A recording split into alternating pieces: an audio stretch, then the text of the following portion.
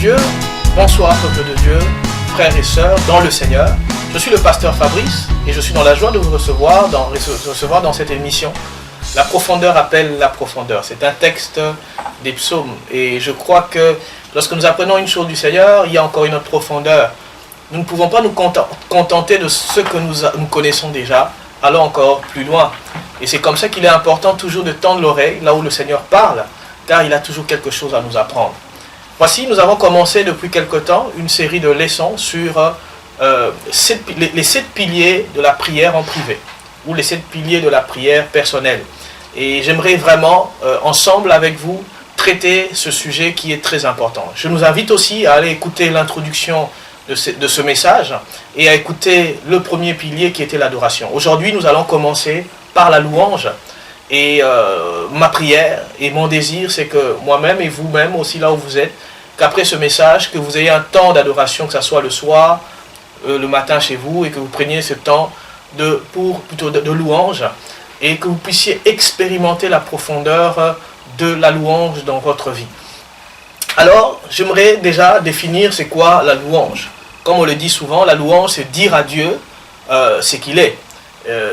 Je pense que c'est une bonne définition, ou une définition assez simple, pour nous permettre de distinguer la louange de l'adoration, car on nous a toujours enseigné, moi personnellement depuis le début de ma foi, que l'adoration c'est dire à Dieu ce qu'il est. Mais nous avons déjà traité le sujet de l'adoration.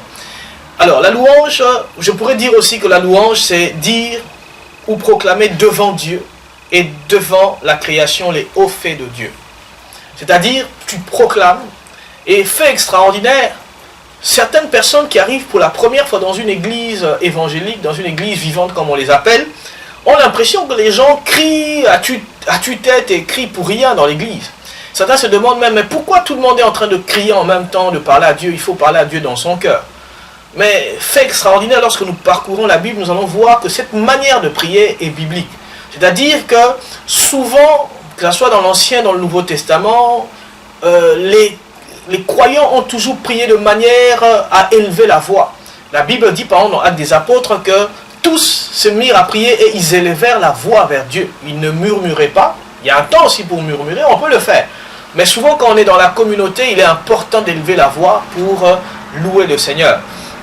Et j'aimerais dire aussi, quand je lis, que ce soit le livre de Daniel, que ce soit l'Apocalypse, on est tous étonnés, je suis étonné de voir que les anges, lorsqu'ils sont en train d'adorer le Seigneur, de louer le Seigneur, ils crient, ils proclament à voix forte les louanges de Dieu.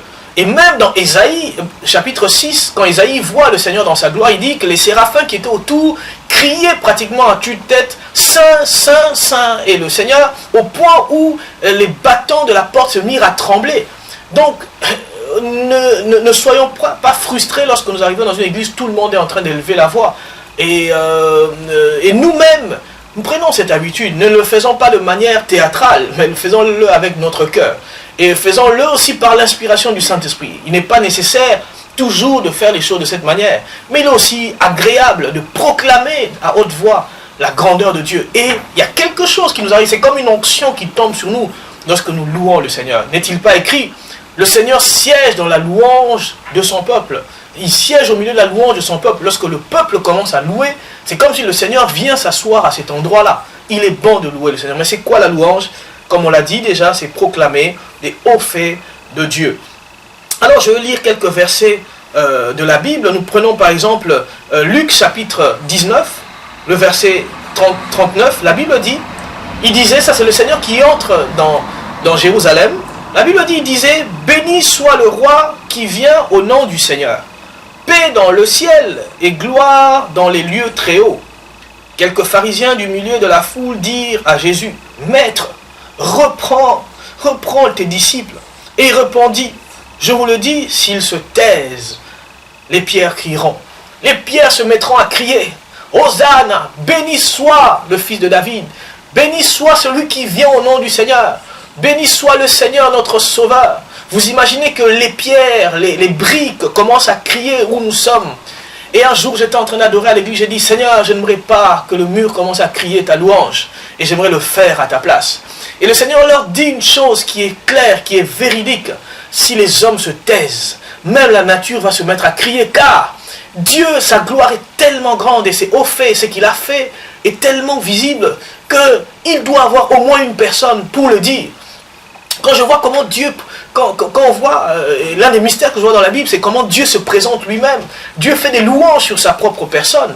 On le voit que ça soit, surtout dans l'Ancien Testament, où Dieu se présente devant Moïse en disant, je te ferai passer la gloire devant toi. Il le met dans un rocher.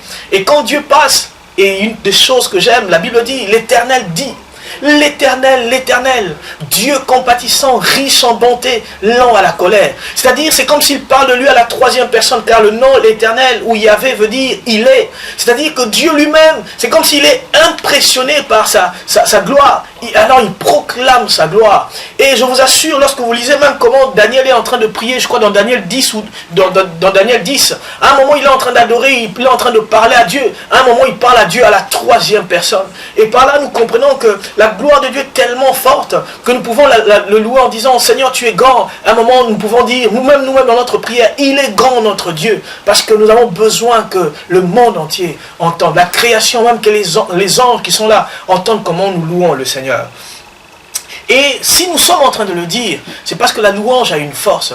La louange c'est quoi? C'est-à-dire qu'en dépit de tout ce que nous sommes en train de vivre, nous proclamons ce que Dieu a déjà fait. La louange c'est distinguer ou mettre en exergue, faire ressortir les œuvres de Dieu, faire ressortir la puissance de Dieu, l'œuvre salvatrice du Seigneur, les hauts faits de Dieu. Et vous savez que tout roi dans ce monde a toujours des gens qui sont là pour proclamer ses hauts faits, même s'ils n'ont rien réalisé d'extraordinaire. Mais il y a toujours quelqu'un qui est en train de raconter les louanges d'un roi. Pourquoi? Parce qu'ils ont pris cela de la Bible. Cela a été inspiré de l'œuvre, de la manière dont Dieu a organisé le ciel. Parce que Dieu, dans sa grandeur, il y a toujours des gens, il y a toujours des anges qui sont en train de l'adorer, de le louer. Et si toi tu ne le fais pas, qui le fera? Dieu trouvera toujours quelqu'un pour le faire. Alors apprends à louer le Seigneur, c'est-à-dire à chanter et à proclamer ses louanges. Voici quelques manières ou comment louer le Seigneur.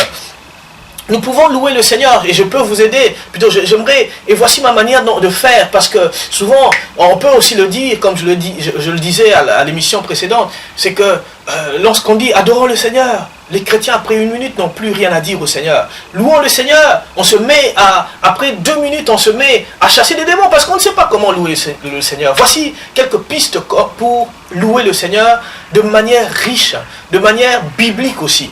Nous pouvons par exemple, premièrement, pour louer le Seigneur, le faire selon les hauts faits de l'Ancien Testament. C'est-à-dire, pendant que je suis en train de louer le Seigneur, je peux le louer selon ce qu'il a fait dans l'Ancien Testament. Je peux dire, Seigneur, je te bénis parce que tu as séparé la mer Rouge. Seigneur, je te loue car tu as vaincu Pharaon et son armée. Seigneur, je te loue car tu as donné à Abraham un enfant dans sa vieillesse. Seigneur, je te loue car tu as ramené le peuple d'Israël à Jérusalem. Seigneur, je te loue car tu as élevé un petit enfant comme roi, David. Seigneur, je te loue car au travers de Samson, tu as ployé la force des Philistins. C'est cela l'Ancien Testament. C'est-à-dire, tu te focalises sur ton Ancien Testament et le Saint-Esprit va t'inspirer les hauts faits de Dieu. Et puis, la deuxième étape, tu peux passer à la louange dans le Nouveau Testament. Tu commences à louer Dieu sur ce qu'il a déjà fait dans le Nouveau Testament. C'est-à-dire, tu dis, Seigneur, je te loue car tu es venu comme un simple homme. Je te loue car tu as pris ma place à la croix. Je te loue car tu as ouvert les yeux de Bartimée. Je te loue car lorsque les apôtres étaient